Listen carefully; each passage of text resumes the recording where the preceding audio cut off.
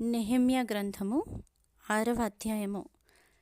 నేను ఇంకను గుమ్మములకు తలుపులు నిలుపక ముందుగా దానిలో బీటలు లేకుండా సంపూర్ణముగా గోడను కట్టియుండగా సన్బల్లటును టోబియాయును అరబీయుడైన గెషెమును మా శత్రువులలో మిగిలిన వారును విని, సన్బల్లటును గెషెమును నాకు ఏదో హాని చేయుటకు ఆలోచించి, ఓనో మైదానమందున్న గ్రామములలో ఒకదాని దగ్గర మనము కలుసుకొందము రండని నా యొద్దకు వర్తమానము పంపిరి. అందుకు నేను చేయు పని గొప్పది, దాని విడిచి మీ యొద్దకు వచ్చుటకై నేను దానిని ఎందుకు ఆపవలను? నేను రాలేనని చెప్పుటకు దూతలను పంపితిని. వారు అలాగున 4 మారులు నా యొద్దకు వర్తమానము పంపగా ఆ ప్రకారమే నేను మరలా ప్రత్యుత్తరమిచ్చితిని. అంతటా 5వ మారు సన్బల్లటు తన పనివాని ద్వారా విప్పియున్న యొక్క పత్రికను నా యొద్దకు పంపెను. అందులో, వారిపైన రాజుగా ఉండవలెనని నీవు ప్రాకారమును కట్టుచున్నావనియు, ఈ హేతువు చేతనే నీవును యూదులను రాజు మీద తిరుగుబాటు చేయునట్లుగా నీవు ఆలోచించుచున్నావనియు, యూదులకు రాజుగా ఉన్నాడని నిన్ను గూర్చి ప్రకటన చేయుటకు యెరూషలేములో ప్రవక్తలను నీవు నియమించితివనియు మొదలగు మాటలును, రాజునకు ఈ సంగతులు తెలియనగుననియు మొదలగు మాటలును, అందునిమిత్తము ఇప్పుడు మనము యోచన చేసేదము రండనియు, ఈ సంగతి అన్యజనుల వదంతి అనియు దానిని గెషెము చెప్పుచున్నాడనియు వ్రాయబడెను. ఈ పని చేయలేకుండా మేము అసక్తులు మగుదుమనుకొని వారందరూ మమ్మను బెదిరింపచూచిరి గాని, నేను ఇటువంటి కార్యములను మేమెంత మాత్రమును చేయువారము కాము, వీటిని నీ మనస్సులో నుండి నీవు కల్పించుకొంటివని అతని యొద్దకు నేను వర్తమానము పంపితిని.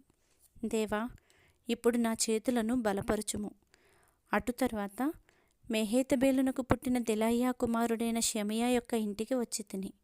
అతడు బయటికి రాకుండా నిర్బంధింపబడెను. అతడు, రాత్రికాలమందు నిన్ను చంపుటకు వారు వచ్చుతారు గనుక దేవుని మందిర గర్భాలయము లోపలికి మనము పోయి తలుపులు వేసుకొందము రండని చెప్పగా, నేను, నా వంటివాడు పారిపోవచ్చునా? ఇంతవాడనైన నేను నా ప్రాణమును రక్షించుకొనుటకైనను గర్భాలయమును ప్రవేశింపవచ్చునా? నేను అందులో ప్రవేశింపనంటిని.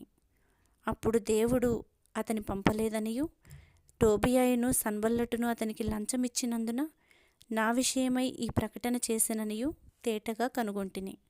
ఇందువలన నాకు భయము పుట్టగా, నేను అతడు చెప్పినట్లు చేసి పాపములో పడుదునని అనుకొని, నా మీద నింద మోపునట్లుగా నన్ను గూర్చి చెడువార్త పుట్టించుటకు వారతనికి లంచమిచ్చియుండిరి.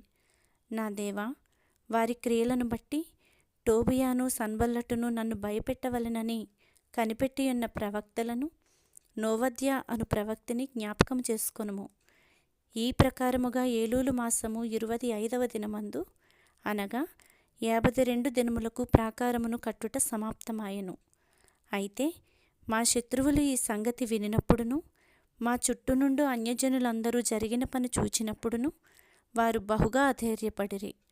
ఏలయనగా ఈ పని మా దేవుని వలన జరిగినదని వారు తెలుసుకొనిరి. ఆ దినములలో యూదుల ప్రధానులు టోబియా యొద్దకు మాటిమాటికి పత్రికలు పంపుచూ వచ్చిరి. అతడును వారికి పత్రికలు పంపుచుండెను. అతడు ఆరహు కుమారుడైన షెకన్యాకు అల్లుడు. ఇదియుగాక యోహానాను అను తన కుమారుడు బెరెక్యా కుమారుడైన మెషుల్లాము కుమార్తెను వివాహము చేసుకొని ఉండెను గనుక యూదులలో అనేకులు అతని పక్షమున ఉండెదమని ప్రమాణము చేసిరి. వారు నా ఎదుట అతని గుణాతిశయములను గూర్చి మాటలాడుచూ వచ్చిరి. నేను చెప్పిన మాటలు అతనికి తెలియచేసిరి. నన్ను భయపెట్టుటకే టోబియా ఈ పత్రికలు పంపెను.